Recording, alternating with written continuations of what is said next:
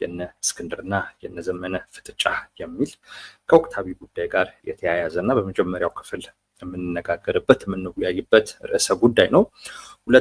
ሁለተኛው ሹመቱ የጋረደው የጠቅላይ ሚኒስትሩ የተጠና ሴራ የሚል አለ። ይሄ ወቅታዊውን ትግራይ ላይ የተካሄደውን ሹመት መነሻ በማድረግ ለየት ባለ አይነት መልኩ የምናየው በሁለተኛው ክፍለ ጊዜያችን የምናስተናግደው ርዕስ ነው የሚሆነው። በእነዚህና ከዚህ ጋር በተያያዙ ሌሎች ጉዳዮች ላይ ወቅታዊ ነገሮችን እያነሳን ሰፋ ያለ ውይይት ንግግር እናደርጋለን። እንደከዚህ ቀደሙ ሁሉ እንደምትወዱት ተስፋ አደርጋለሁ። ስለዚህ ሰብስክራይብ እያደረጋችሁ ላይክ እያደረጋችሁ በሐሳብ በአስተያየት በጥያቄ የተሳተፋችሁ ለዚሁም ደግሞ ለሌሎች እንዲደርስ ሼር እያደረጋችሁ እስከ ፍጻሜው ድረስ አብራችሁን ቆዩ። ከመሸጋገሪያ በኋላ ተመልሰን እንመጣለን።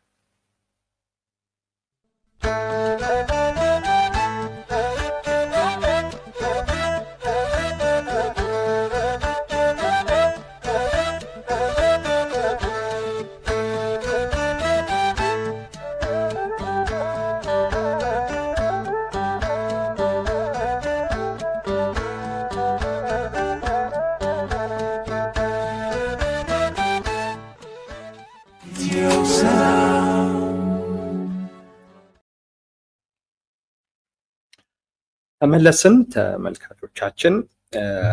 እንግዲህ በቀጥታ ወደ ምንነጋገርበት ርዕሰ ጉዳይ ገባለን። የመጀመሪያው በነ እስክንድርና በነ ዘመነ ካሴ በኩል ፍጥጫ ተፈጥሯል። አዲስ አይደለም። ስለዚህ ፍጥጫው አገረሽ ማለት የምንችል ይመስለኛል። መመላለሶች እየታዩ ነው ያሉት፣ አንዱ ለአንዱ አንደኛው ለአንዱ መመላለሶች መዛዛቶች እያየን ነው ያለነው። ትላንትና ላይ እነ ዘመነ ካሴ፣ ዛሬ ላይ ደግሞ እነ እስክንድር የሚመሩት የአማራ ፋኖ ህዝባዊ ድርጅት አፋሕድ የሚሉት ድርጅታቸው መግለጫ ሰጥቷል። እነሱ እነ ዘመነ ካሴ ለሰጡት መግለጫ ምላሽ የሚመስል ነገር አለው። እንደዚሁም ደግሞ ህዝባችንን ይወቅልን ብለው ያሳወቁት ነገር አለው። ግን በአጠቃላይ ግን ለዛኛው ምላሽ የሚመስል ነው።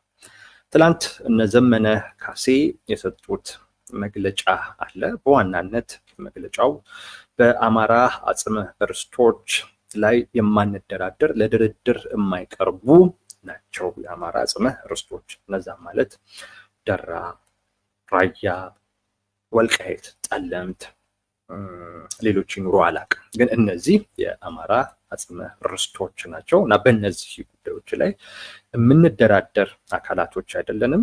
ለድርድር የምናቀርባቸውም ጉዳዮች አይደሉም። የማንሸጥም ጭምር ነን። ይህንን በተደጋጋሚ ጊዜ በሚዲያዎቻችን ለሚዲያ ተደራሽ ስንሆን በተደጋጋሚ ጊዜ ያሳወቅነው አቋም ነው። ዛሬም በዚህ ረገድ የተቀየረ ነገር የለም የሚል ነገር አንስቷል በአንድ በኩል። በሌላኛው በኩል በአማራነታችን እንዳንቆም እንግዲህ ከአብይ ጋር የሚሰሩ ጠቅላይ ሚኒስቴሩ ሴራ ነገር አድርገው ያቀረቡት በአማራነታችን እንዳንቆም በየመንደሩ በክልል የመቀንበብ የመንደር ተኮር ፕሮጀክት አለ። የዚህ ፕሮጀክት ባለቤት አብይ ነው፣ ጠቅላይ ሚኒስቴሩ ማለት ነው። እና ይሄ መንገድ በአዴናዊ መጥፊያ መንገድ ነው። አማራ አንድ አንገት ነው ያለው። ስለዚህ በዛ አይነት መልኩ ነው መሄድ ያለብን። ስንፈናቀል በአማራነታችን ነው፣ የምንፈናቀለው በአማራነታችን ነው። የተገደልነውም እየተገደልን ያለነው እንደዚሁ በአማራነታችን ነው። የታሰርንም ያለነው እንዲሁ በአማራነታችን ነው እና ይሄን በአዴናዊ መጥፊያ መንገድ ልንነቃበት ይገባል የሚል በሌላ በኩል ደግሞ ያነሱት ጉዳይ ነው። ሌላኛው አፋሕድ ዘመቻ ከፍቶብናል ይላሉ። አፋሕድ ማለት የነ እስክንድር ነጋ በመሪነት የሚመራው ድርጅት ማለት ነው። ዘመቻ ከፍቶብናል፣ ዘረፋ፣ እገታ ውስጥ ገብቷል፣ ትንኮሳም ጭምር እየፈጸመብን ነው።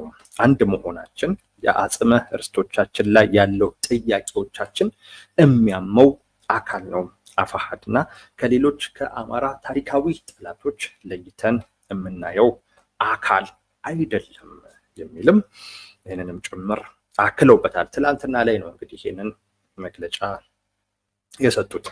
ዛሬ ላይ የአፋሕድ ወይም የአማራ ፋኖ ህዝባዊ ድርጅት እንደዚሁ 6 የአቋም መግለጫዎች ያለው መግለጫ ሰጥቷል። ከነዚህ ውስጥ 4ቱን ነው እኔ ላቀርብላችሁ የምፈልገው። አንደኛው የሚለው ነገር ድርጅት መፍጠር ያልቻሉት አደረጃጀቶች ይላል። በግለሰቦች ፍላጎት ትግሉ አደጋ ላይ የሚጥል ስምሪት ወስደዋል።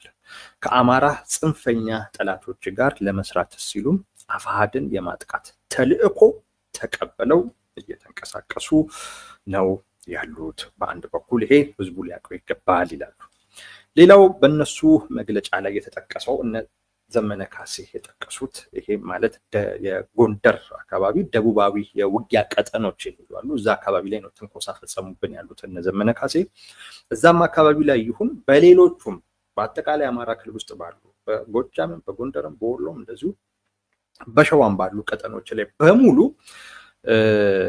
ይሄንን ተልዕኮ ከአማራ ጽንፈኛ ጠላቶች የተቀበሉትን አፋሕድን የማጥቃት የማጥፋት ተልዕኮ ለማስፈጸም ትንኮሳዎች እየፈጸሙብን ነው፣ ጥቃቶችም ጭምር እያደረሱ ነው ይላሉ።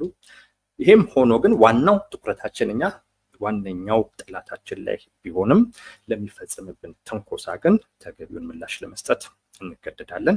ህዝባችን ፕሮፓጋንዳን ብቻ ሳይሆን እውነታውንም ተጨባጩን እውነታም መርምሮ ግንዛቤ እንዲወስድና ትግሉን እንዲጠብቅ እናሳስባለን የሚል በአጭሩ ሲቀርብ ይሄንን የሚመስል መግለጫ እነ እስክንድር ነጋ ደግሞ አውጥተዋል።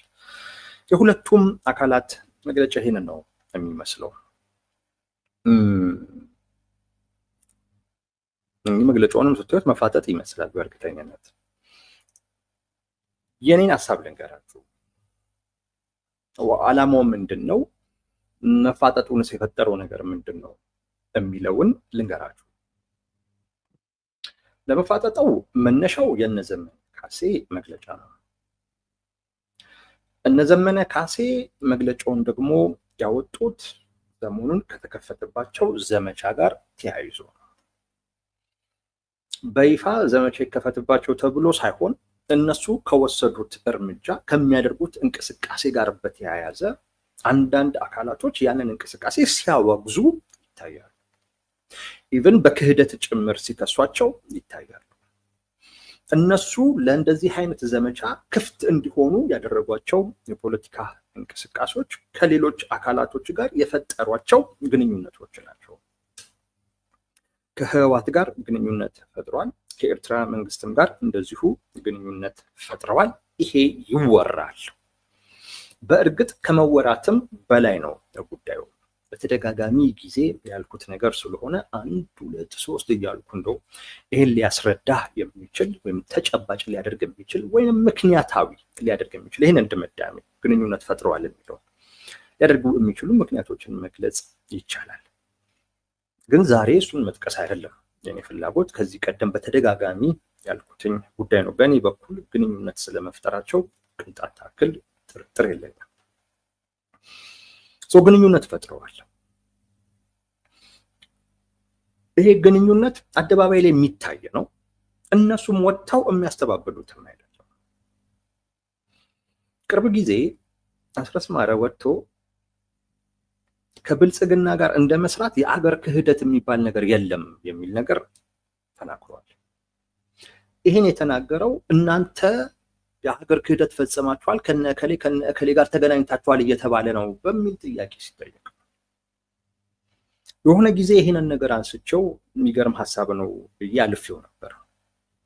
ዛሬ ይሄንን በሚመለከት የተወሰነ ነገር ማለት የምችልበትም ርዕስ ስለሆነ ትንሽ ነገር ልበልበት።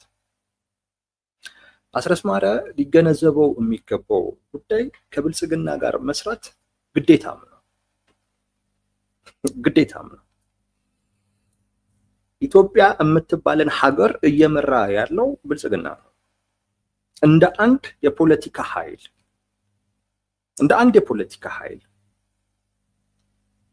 ኢትዮጵያ ውስጥ ስላለ ጉዳይ ያገባኛል ባለቤትም ነኝ የምትል ከሆነ ከብልጽግና ጋር የምትጋራው የሆነ ነገር አለ ማለት ነው።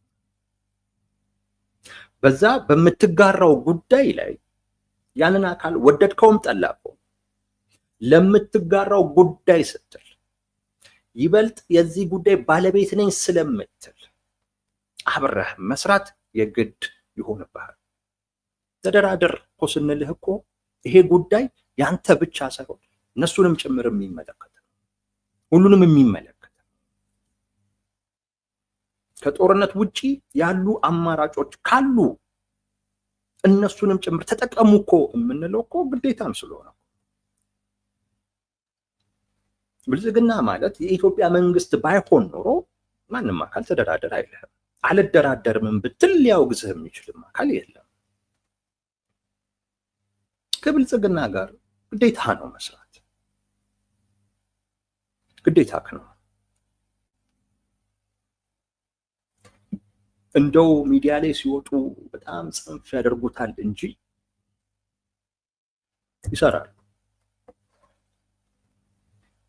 ይሰራሉ ስል በሆኑ ጉዳዮች ላይ የጋራ ነገር ኖሯቸው ይሰራሉ ሳይሆን ግን ግንኙነት አለ፣ ይነጋገራል። እንዲህ አይነት ነገሮች አሉ።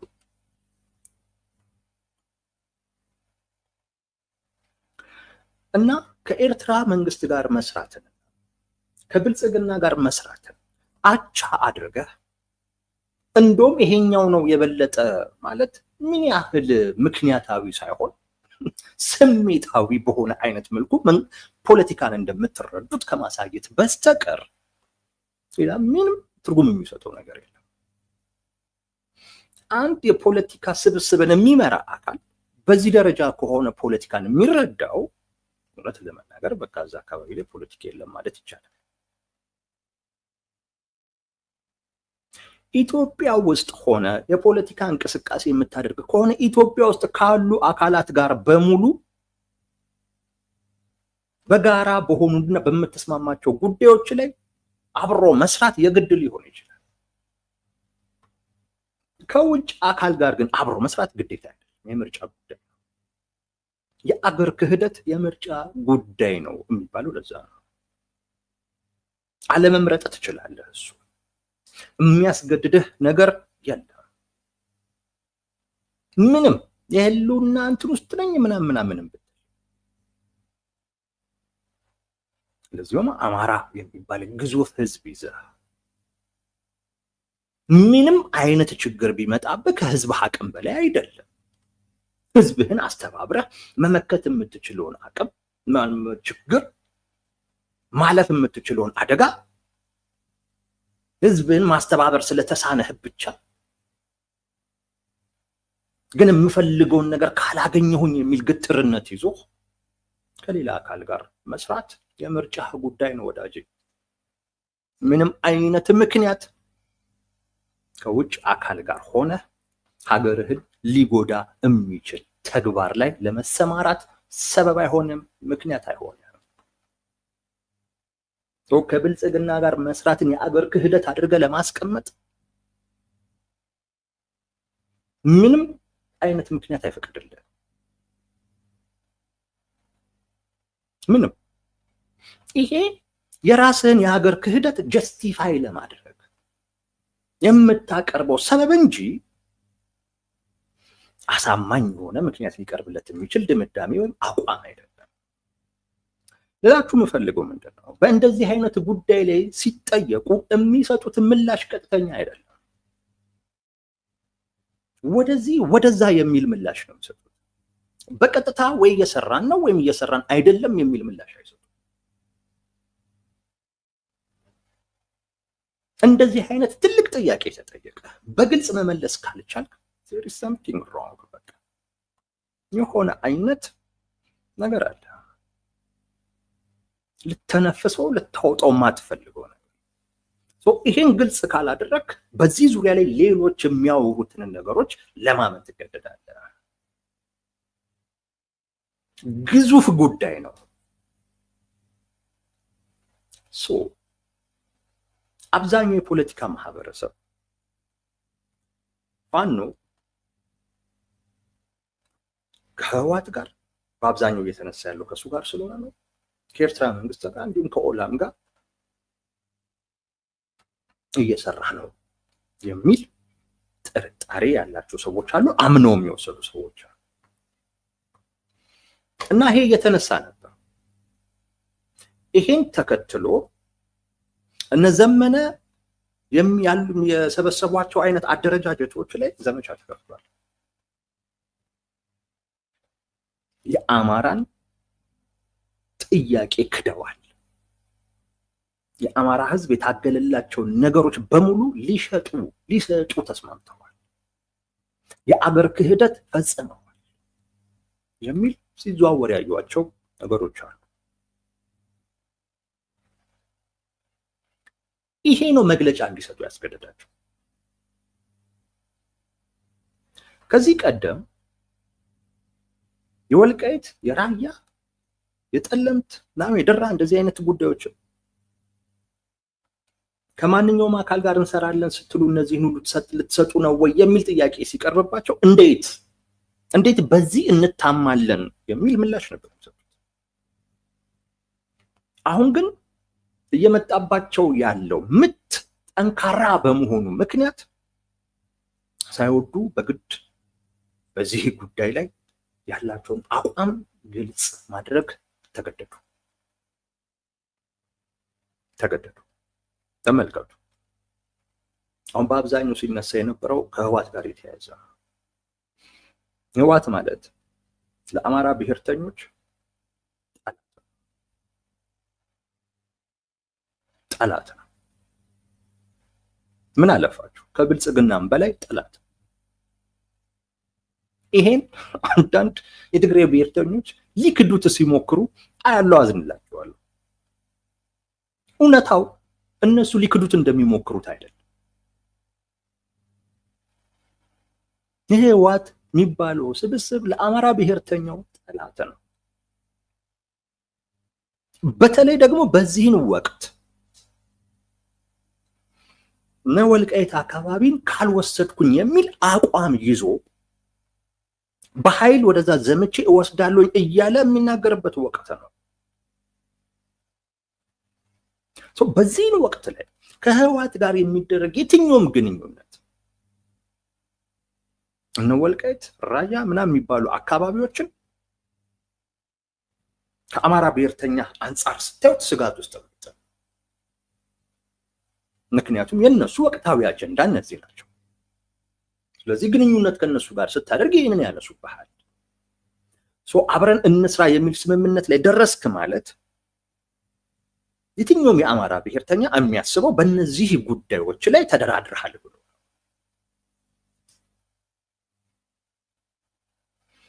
እና ህወሓት ሲባል በአማራ ብሔርተኝነት ውስጥ ትልቅ ዋጋ የሚሰጠው ግን በአሉታዊ መልኩ የሚታይ ስብስብ ነው። ወልቃይት እና ራያ ማለት ደግሞ ኦልሞስት የብሔርተኝነቱ መሰረት ናቸው። በእነዚህ ጉዳዮች ላይ ተደራደርክ ማለት የትኛውም ቦታ ላይ ያለ ኃይል ይመታሃል። ኃይል ስል የአማራው ብሔርተኛ ማለት ነው። ለምሳሌ አብን ይመታሃል። አብን ማለት እንግዲህ ሰሞኑንም አጀንዳ ስለነበረ ነው። አንዳንዶች እንደውም የአብይ ብሔራዊ ንቅናቄ የሚል እንደዚህ አይነት ስም ሲሰጡት ነበር። ምንድነው ከዛ ውስጥ የወሰድኩት? ቶታሊ በቃ የብልጽግና ነው። የብልጽግናን ወይም የጠቅላይ ሚኒስትሩን ስልጣን ለማራዘም ውል የገባ ነው። እንደዛ ተብሎ ነው የሚታሰበው። እነሱ እንኳን አንተን በዚህ አጀንዳ ለመምታት አቅም ያገኛሉ ነው ማለት። ምክንያቱም ቅድም እንዳልኩ ብልጽግና በህወሓት ልክ አይታይም። በአማራ ብሔርተኝነት ውስጥ ወልቃይት እና ራያ ለአማራ ብሔርተኝነት መሰረት ናቸው ካልክ በዚህ ሰዓት ላይ እነዚህ አካባቢዎች ላይ ትልቅ ስጋት የሆነው ህወሓት እንጂ ብልጽግና አይደለም።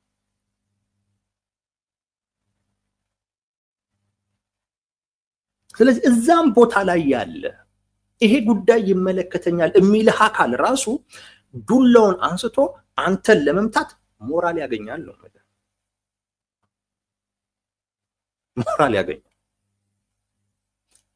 አንተ ከህወሓት ጋር ግንኙነት ፈጥረ በዚህን ወቅት ላይ ብልጽግና ውስጥ ያለን አንድ አማራ ማሸማቀቅ አትችልም። አቅምህን ያሳንስብሃል። ምክንያቱም ያንተ ክህደት ይበልጣል ተብሎ ነው የሚታሰበው። እንደዛ ነው የሚታሰበው። ያ ሞራሉን ያገኛል። አንተ ግን እሱን ለማሸማቀቅ የሚያስችል ሞራል ታጣለህ። that is why ተጽዕኖ አርፎባቸው በአጽመ ርስቶቻችንማ ምንደራደር ሰዎች አይደለንም በሚል በይፋ አቋማቸውን እስከ መግለጽ ድረስ የተገደዱት። ግንኙነቱም ባይኖር ከህወሓት ጋር እነዘመነ ካሴ ባይገናኙ ግን ግንኙነት አላቸው ተብሎ ግን መታሰቡ በራሱ የሆነ በስጋት ደረጃ መቀመጥ የሚያስችላቸውን አይነት ስነ ልቦናዊ ጫና በመንግስት ላይ ፈጥረው ነበር። ግንኙነቱም ባይኖር እንዲሁ ዝም ብሎ ወሬው በመወራቱ ብቻ። አሁን አደባባይ ላይ ወጥተህ ይሄንን አቋም ስታራምድ በተለይ በትግራይ ብሔርተኛው በኩል የሚቀበል አይኖር። ጥርጣሬ ነው የምትዘራው እዛ ላይ እና ማለት ትልቅ ትርጉም አለው። ቅድም እንዳልኳችሁ በስጋትነት መታየት የሚያስችላቸውን አቅም ነው ሉዝ የሚያደርጉት ይሄንን ሲሉ። ምክንያቱም ሊፈጠር የሚችል አይነት ግንኙነት እንኳን ካለ ያን ግንኙነት ጥርጣሬ ውስጥና አደጋ ውስጥ የሚከት ነው። በይፋ በእነዚህ ጉዳይ ላይ አንደራደርም ስትል በተለይ እየተፋለመህ ላለው አካል በጣም የሚጠቅም ነው። አቋማቸውን ብቻ አይደለም የገለጹት፣ at the same time ለሚዋጋቸው አካልም ጭምር የሚጠቅም አጀንዳም ጭምር ነው የሰጡት። በጣም ተገደው ነው ይሄንን አቋም ይሄንን መግለጫ የሰጡት ልላችሁ። በጣም ተገደው ይሄንን መግለጫ ደግሞ ከሰጡ ተገደው መግለጫ እንዲሰጡ ያደረጋቸው የመጣባቸው ጫና ነው። በዚህ ጉዳይ ላይ የመጣባቸው ጫና ይሄ እንግዲህ ያመነውና እነሱንም ማጥቃት የሚፈልጉ አካል በዚህ አጥቅቷቸዋል። ተመሳሳይ ነው ከሀገር ክህደትም ጋር የተያያዘው ከኤርትራ መንግስት የሀገር ክህደት ፈጽመ ምንም ነገር የማለት ሞራል አይኖርም። ማንኛውም ሰው ነው መጥቶ አንተን የመቀጥቀጥ ሞራል የሚያገኝ ባይፈጥሩም ግን ቅድም እንዳልኳችሁ ፈጠሩ እንኳን መባሉ የሆነ የሚጠቅም ነገር ነበር። አንዳንድ ጊዜ እንደዛም ይወራል በጦርነት መሃል። እኔ መፍጠራቸውን ብዙ አልጠራጠርም ነው የምላችሁ። ግን የምትጠራጠሩም እንኳን ካላችሁ እንዴት በዚህ ደረጃ እርግጠኛም ትሆናለህ እንኳን የምትሉም ካላችሁ መባሉ ራሱ የፋኖ ኃይልንም ያኛውንም ተጣማሪው አንድ ላይ ሲሆኑ የሚኖራቸው አቅም ትልቅ ስለሚሆን በስጋትነት እንዲታዩ ያደርጋቸዋል።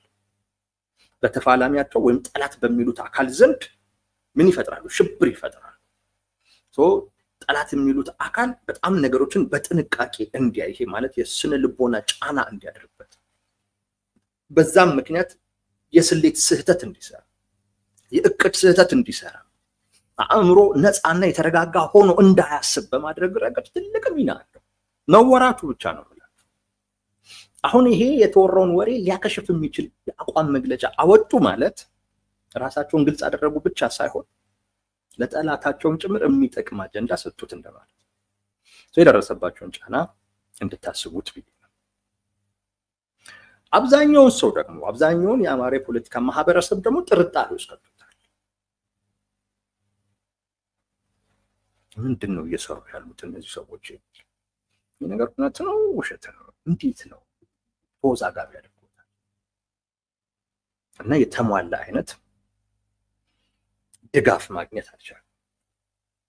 እነሱም እንዳሉት አንዳንዶቹ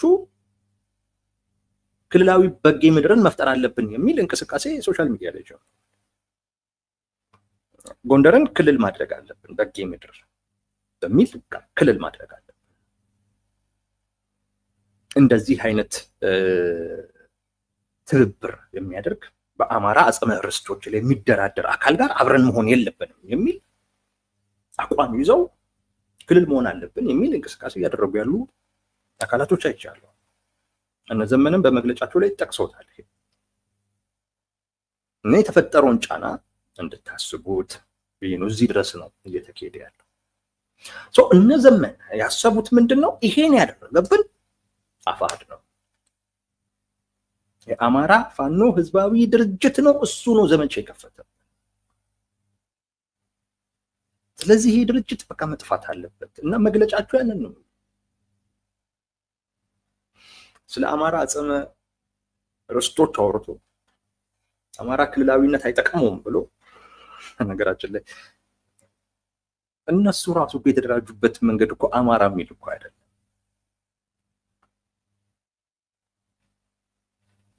እነሱ አሁን ጎጃም የአማራ ፋኖ በጎጃም በቃ እኮ እንዲሁ ስሙን እኮ ስትዩት ጎጃም ክልል ይሁን ብሎ የሚጠይቅ እኮ ነው። እንዴት ያንን ክልላዊ መንደሩን ክልል የማድረግ እንቅስቃሴ ሊቃወም እንደሚችል በእንደዚህ አይነት አደረጃጀትም የሚገርም ነው። ብቻ ግን ይሄን ያደረገብኝ አፋሕድ ነው በሚል አፋሕድ ላይ ነው መግለጫ ወጥቷል። አፋሕድም አላስተባበለም። እንደውም ምን አለ? ድርጅት መፍጠር ያልቻሉ አደረጃጀቶች በግለሰቦች ፍላጎት ትግሉ አደጋ ላይ የሚጥል ስምሪት ወስደዋል። በግለሰቦች ፍላጎት ከአማራ ጽንፈኛ ጠላቶች ጋር ለመስራት ሲሉ ተልእኮ ተቀብለዋል። ምን እያለ ነው? ግንኙነት ፈጥረዋል። ትግሉን የሚጎዳ ሁሉ ስምሪት ወስደዋል። እና አዎ እንደዛ ከሆነ የምታስቡት ዘመቻውን የከፈተባችሁ አፋሕድ እንደሆነ ከሆነ የምታስቡት አዎ የሚል ምላሽ ነው የሰጠው። እኛ እዚህ ውስጥ የለንበትም ምናምን የሚል ነገር የለው። አዎ እኛ ነን። ይሄን መሰረት አድርጋችሁ የምታደርጓቸው ነገሮች ካሉ እኛ ስለተነኮስናችሁ ሳይሆን ተልእኳችሁን የማስፈጸም ግዴታ ስላለባችሁ ላኪዎቻችሁም እንድትፈጽሙ ስለሚያስገድዷችሁ ነው ይሄን የምታደርጉት። ለዛ ደግሞ ምላሽ እንሰጣለን። የአማራ ህዝብ ይሄን ይወቅልን።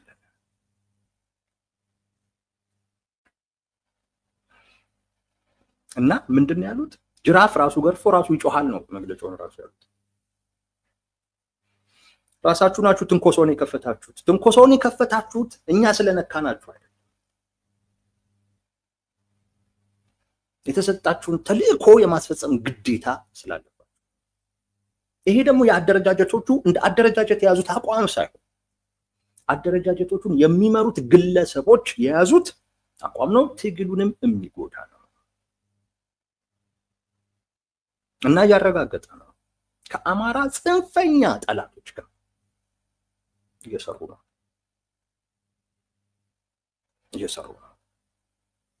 እና ያረጋገጠው ከነዛ አካል ጋር የምትሰራ ከሆነ ከነዛ አካል ጋር ልትሰራ የሚያስችልህ ነገር የሆነ ነገር መስጠት ስትችል ነው።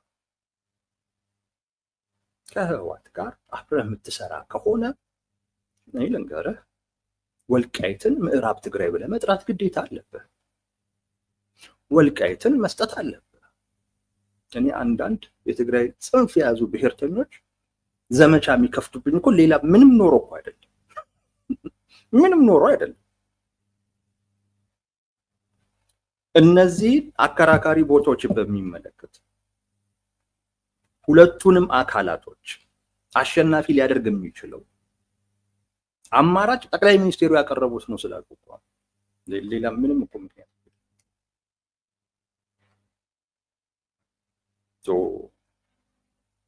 ምን ይገባሃል ማለት ነው።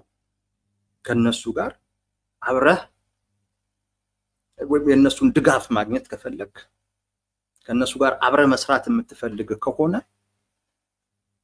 እነዚህ አካባቢዎች የነሱ ናቸው ማለት አለብህ ማለት ነው። አይ ብለህ እንትን ካልክ በቃ እንደ ጠላት ነው የምትታየው። እንደ ጠላት ነው የምትታይ። ይሄ እሱ ግልጽ አቋም ነው። በዚህም ጉዳይ ላይ ዋሽተው ማቁ ለምን እንደዚህ ያስባሉ አይባልም። አንተ ራስህ ሄድን ነገር አውቀህ ራስን ማመቻቸት ያለብህ የራስህ ጉዳይ ነው። አይ የእናንተ አቋም እንዲህ ከሆነ እናንተ እና እኔ እንለያያለን ካልክ ራስን የምትወስነው። አይ መስራት አለብኝ ግን ካልክ ምንም ጥርጥር የለውም ይሄን መቀበል እኮ አለብህ። ይሄን ሳትቀበል ከነሱ ጋር ልትሰራ አትችልም። ይሄ እኮ የአደባባይ ሚስጥር እኮ ነው፣ ማንም የሚያውቀው። እና አስረስ ማረ ሊሰሩ የሚችሉት ከነ ደብረጽዮን ቡድን ጋር ነው። የነ ደብረጽዮን ቡድን እነዚህን አካባቢዎች በሚመለከት ያላቸው አቋም ግልጽ ነው። ከመንግስት ጋርም ያላቸው ጸቢያ ነው። ስለዚህ ከነሱ ጋር ስትሰራ እነዚህን አካባቢዎች በሚመለከት ምንም አይነት ቃል ሳትገባ ከሆነ ልትሰራ አትችልም።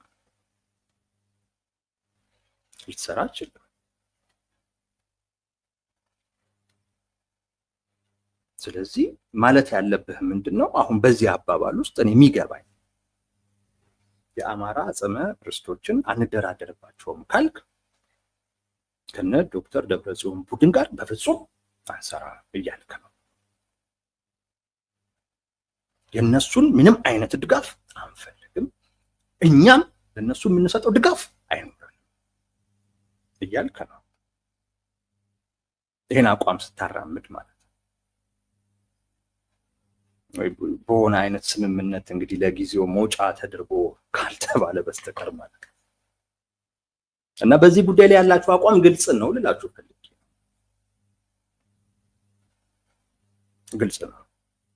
እና በእነዚህ ጉዳይ አካባቢዎች ላይ ለየት ያለ ሐሳብ ስታራምድ ያው ከነሱ የሚመጣው ነገር አውቀው ነው። ዋጋ ካልሰጠኸው ትላለህ፣ ከፈራኸው ግን ነው ትልመጠመጣለህ። ዋጋ ግን ማትሰጠው ከሆነ የራሱ ጉዳይ ይንጫጩ ካልክ በድፍረት ትናገራለህ። እንደዛ ነው። እና ይሄ ነው በሁለቱ መካከል አሁን ላይ ፍጥጫ እንዲፈጠር ያደረገው ጉዳይ ይሄ ይመስለኛል። በጣም በጣም ተመተውበታል። ያንን ነው የምለው። የሆነ አይነት ለውጥ የምትፈልግ ከሆነ አሁን ለምሳሌ አማራ ብሔርተኝነት የሆነ አይነት ለውጥ ማምጣት የሚፈልግ ከሆነ ከእንደዚህ አይነት አካላቶች መነጠል በቃ ነባራዊ ሁኔታው ያስገደደው ጉዳይ ነው። ወይ እሱ መነጠል አለበት አሊያም ያኛው ወገን ምን መሆን አለበት? መለወጥ መቀየር አለበት። እና በሁለቱ መካከል ያለውን ግንኙነት ማንም ሌላ ሶስተኛ ወገን ለማበላሸት ሳይሞክር ራሱ ይበላሻል። በእነዚህ አካባቢዎች ላይ ያላቸው የሚጋጭ አቋም ነው፣ የሚጣላ አቋም ነው። አጣይ አይፈልግም።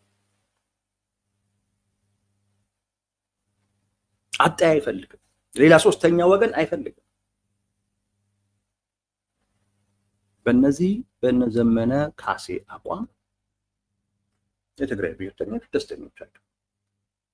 ከፋኖ ጋር መስራት እንፈልጋለን የሚሉ አካላቶች ደስተኛ አይሆኑም። ምናልባት ለወቅታዊ ፖለቲካ ፍጆታ ያሉት ነው ብሎ ካልተረዱት በስተቀር ቋሚ አቋም ከሆነ አብሮ አይሰሩም። ቋሚ አቋም ከሆነ ማለት ነው። እና ይሄ እንግዲህ በሁለቱ መካከል ፍጥጫ ፈጥሯል። ወዴት ይሄዳል ከተባለ ያው ይሄድ ያለበትን እንትን ነው የሚከተለው። ሁሉም አካባቢዎች ላይ ግጭቶች አሉ በሁለቱ መካከል በተለይ የነ ዘመነ ካሴ ቡድን አጠቃላይ አማራ ክልል ውስጥ ከነሱ ቁጥጥር ውጪ የሆነ የፋኖ አደረጃጀት መኖር የለበትም ብለው አስበዋል፣ ተናግረዋል። በአደባባይ አፋድ መፍረስ አለበት ብለዋል። እና እንግዲህ እርስ በርስ ግጭቱ የሚቀጥል ይመስለኛል። አንድ ነገር ብቻ ለመጨመር በዚህን ወቅት ላይ ይሄ መግለጫ መሆን አልነበረበት። በእነ ዘመነ ካሴ በኩል ቅድም እንዳልኳችሁ የፍጥጫው ምክንያት የነዘመነ ካሴ መግለጫ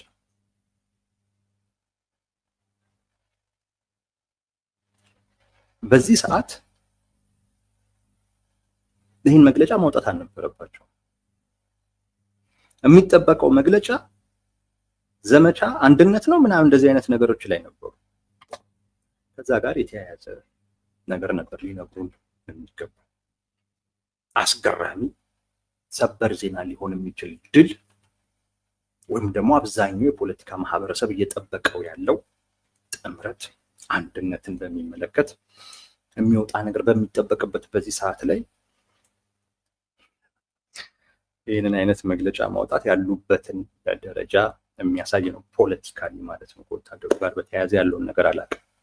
ኤኒዌይስ ምን ትላላችሁ በዚህ ጉዳይ ላይ?